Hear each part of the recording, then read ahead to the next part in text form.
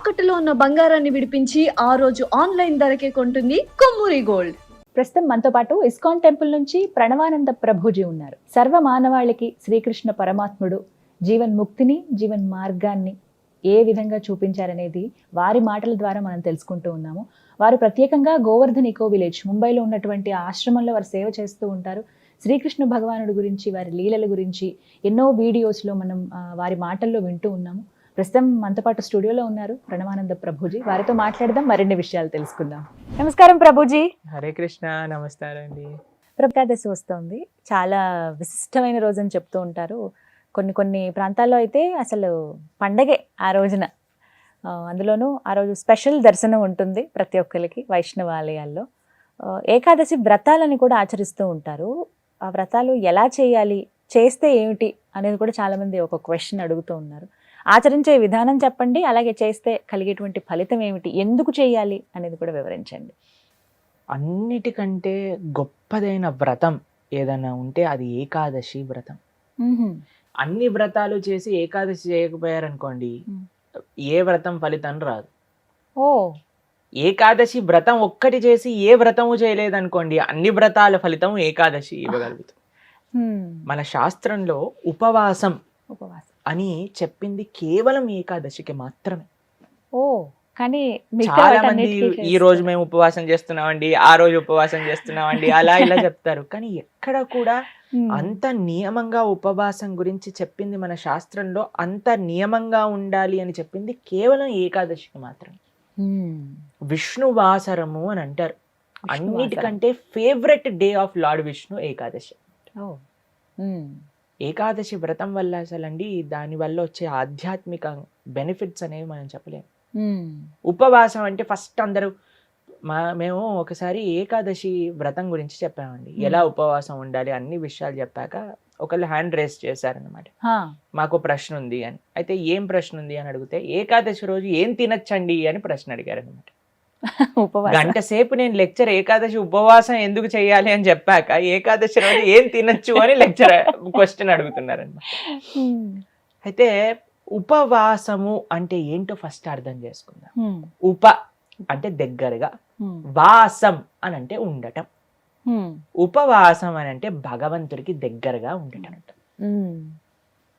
ఏ ఉపవాసానికంటే ఇదే నియమం అండి. చాలా మంది ఏం చేస్తారు తెలుసా అండి, మేము ఈరోజు కటిక ఉపవాసం, నీళ్లు కూడా స్వీకరించట్లేదు అని హ్యాపీగా టీవీ ఆన్ చేసుకొని ఇలా బెడ్ పైన పడుకొని ప్రొద్దున నుంచి రాత్రి రాక ఏ సీరియల్లో ఏ సినిమాలు చూస్తూ ఉంటారు. అయ్యా లేచి గుడికి రండి, నామం లేదు, శరీరంలో ఓపిక లేదు, నిర్జల వ్రతం ఈరోజు. మనం అండి దేన్నైనా సరే ఎంత మెటీరియలిస్టిక్ గా మార్చే శక్తి మానవుడి దగ్గర ఉందండి. శివరాత్రి రోజు జాగరణ చేయండి అంటే లేట్ నైట్ షోలు వాటిలలో సినిమా థియేటర్లో కూర్చొని జాగరణ చేస్తుంటారు. శివుడు పాపం ఏమనుకుంటాడో, ఎంత బాధపడతారో ఇలాంటి వాళ్ళని చూసి ఆశ్చర్యం వేస్తుంది అనమాట. మనం దేన్నైనా సరే ఎలా పాడు చేయొచ్చో అంత, ఎంత ఫాస్ట్ గా మానవ బ్రెయిన్ పనిచేస్తుందంటే అంత పనిచేస్తుంది. ఉపవాసము అని అంటే, ఆ ఉపవాసం చేసే ఏకాదశి రోజు ఏం చెయ్యాలి అని అంటే, ఇంకా మరింత కృష్ణ సేవ, ఇంకా మరింత భగవన్నామం పలకటం. హరే కృష్ణ కృష్ణ కృష్ణ హరే హరే, హరే రామ రామ రామ హరే హరే. మరింత నామం చేసుకోవటం, మరింత భాగవత గీత వీటిని శ్రవణం చేయటం, అధ్యయనం చేయటం. ఇది ఉపవాసం, భగవంతుడు దగ్గరగా ఉండటం. మరి ప్రభుజీ ఉపవాసం అంటే తినకుండా ఎందుకు ఉండాలని చెప్తారు? ఇప్పుడు చూడండి, ప్రొద్దు నుంచి లేవంగానే తిండి గోలే కదండి మనకి. ఏం టిఫిన్ ఏం చేయాలి, దోశలు వేయటం, ఇడ్లీలు వేయటం, అటు వాయిల్ తీయటం, ఇటు చట్నీ చేయటం, ఇటు సాంబార్ చేయటం, పెట్టేయటం. దాని తర్వాత ఇది అయిపోగానే మళ్ళీ లంచ్కి ఏం కావాలి, భోజనం కోసం కూరగాయలు కట్ చేయటం, వంటలు చేయటం, మళ్ళీ తినగానే నిద్ర వస్తుంది, మధ్యాహ్నం పూట పడుకుంటాం, మళ్ళీ సాయంత్రం కావగానే ఇది అది.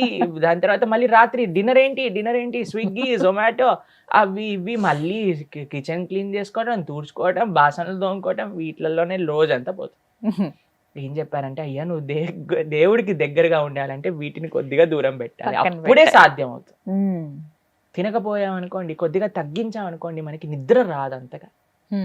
ప్లస్ ఇంత పెద్ద తతంగం మొత్తం కూడా ఆఫ్ అయిపోతుంది. ఎంత సమయం మెరిగిపోతుంది. మీరు ఒక్కసారి ప్రయత్నించండి. ఒకరోజు వంట తిండి ఈ రెండు ఆపేస్తే అసలు ఆ రోజు ఏంటి ఇంత పెద్దగా ఉంది మనకి అని అనిపిస్తుంది అనమాట.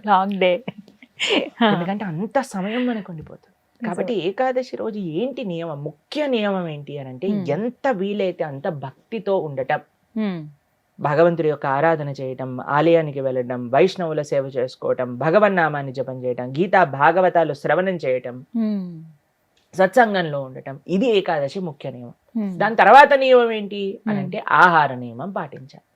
ఏంటి ఆహార నియమం పాటించాలి అని అంటే ధాన్యంలో ఏకాదశి రోజు పాప పురుషుడు ఉంటాడు అని చెప్తారనమాట. ధాన్యం అని అంటే రైస్, దాల్, పప్పులు, తర్వాత గోధుమలు, తర్వాత వరి, వీటన్నిటిలో అనమాట. కాబట్టి ఆ రోజు మనం వీటి నుంచి దూరంగా ఉండి మరి ఏం స్వీకరించవచ్చు, పాలు, పండ్లు.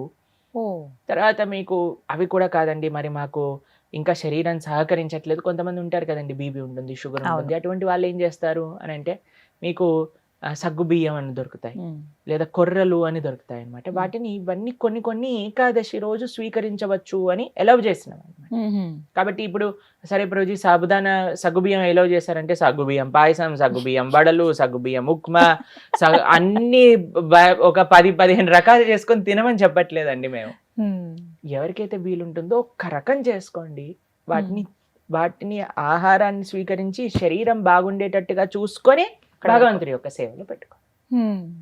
కాబట్టి ఏకాదశి ప్రధాన నియమం ఏంటి అని అంటే భగవంతుడి దగ్గరగా ఉండట. కానీ కొంతమంది కటిక ఉపవాసం అని ఉంటారండి, నీళ్లు మాత్రమే స్వీకరిస్తారు ఆ రోజు. నీళ్లు కూడా స్వీకరించరు, దాన్ని కటిక ఉపవాసం అంటారు, నిర్జల వ్రతము అని అంటారు అనమాట.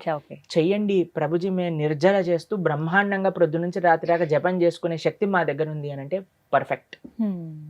లేదండి మాకు ఏదన్నా లోపలికి వెళ్ళండి, మాకు బ్రెయిన్ పనిచేయదు అని అన్న వాళ్ళు పాలు స్వీకరించండి, లేదండి పండ్లు స్వీకరించండి, లేదండి సగ్గుబియ్యంతో కొద్దిగా అంటే అలా ఉండొచ్చా? ఇందాక మీరు అన్నారు కటిక ఉపవాసం కనీసం. చాలా మంది భక్తులు ఉంటారు, చాలా మంది భక్తులు ఉంటారు, మా ఆశ్రమంలో ఎంతో మంది ఉంటారు. మరి మీ విషయం ఏంటి ప్రభుజీ, మీరు ఉండరా అని అంటే మేము మధ్యాహ్నం వరకు మాత్రం నీరు తీసుకోకుండా, ఏం ఆహారం తీసుకోకుండా ఉపవాసం. మధ్యాహ్నం పూట కొద్దిగా పాలు, కొద్దిగా పండ్లు అలాంటివి స్వీకరిస్తాం అన్నమాట. అలా మేము ఏకాదశి ఉపవాసం చేయడానికి ప్రయత్నం. వ్రతం, ఏకాదశి వ్రతం అంటే ఏ విధంగా? ఉపవాసమే ఆనిస్తేనే వ్రతం అంటారు. ప్రతి నెలలో 2 ఏకాదశులు వస్తాయి. అవును. ఆ 2 ఏకాదశులు సంవత్సరం పాటు మొత్తం అన్ని ఏకాదశులు కానీ మనం ఉండగలిగితే దానికంటే గొప్ప వ్రతం ఇంకొకటి లేదు. ఏం జరుగుతుంది ఏకాదశి వ్రతం చేస్తే? భగవంతుడి యొక్క పూర్తి కృప మన పైన ఉంటుంది. ఏకాదశి భక్తి జనని అని అంటారు. మన మనసులో భగవంతుడి పట్ల ప్రేమ కలుగుతుంది, దానికంటే గొప్ప వరం ఇంకేం కావాలండి? నిజమే కదా.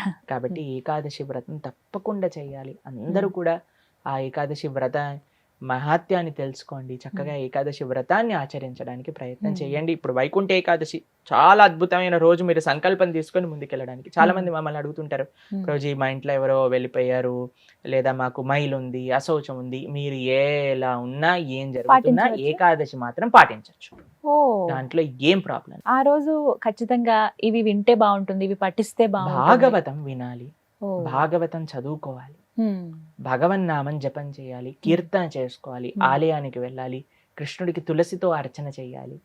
ఇవన్నీ ఏకాదశికి చాలా మంచి. ఆ రోజున ప్రత్యేకించి ఉత్తర ద్వార దర్శనం ఉంటుంది. అవును, వైకుంఠ ద్వార దర్శనము అని అంటారు. అన్ని ఆలయాలలో మనకి కలుగుతుంది. చక్కగా దర్శనం చేసుకొని వైకుంఠ ఏకాదశి కాదండి, అన్ని ఏకాదశులకి ఇవే నియమాలు. భగవద్ ఆరాధన, భగవన్నామ జపం, భాగవత స్మరణ, ఇవే అన్ని ఏకాదశి. కాబట్టి తప్పకుండా ప్రతి ఒక్కళ్ళు చేయాల్సిన వ్రతం ఏకాదశి వ్రతం. ఎవరైనా ఆచరించవచ్చు, ఏ వయసు వాళ్ళైనా కూడా చేయవచ్చు, చేయదగింది అని అంటే కనుక. ఎస్, చేయగలమన్న ఓపిక ఉండాలి, ఆ ఆసక్తి, ఆ నిష్ట ఉంటే ఖచ్చితంగా ఎవరైనా పాటించవచ్చు అంటారు. చాలా సంతోషం ప్రభుజీ, నమస్తే. హరే కృష్ణ. సుమన్ టీవీలో మీ పర్సనల్ అండ్ బిజినెస్ ప్రమోషన్స్ కోసం కింది నెంబర్కి కాంటాక్ట్ చేయండి.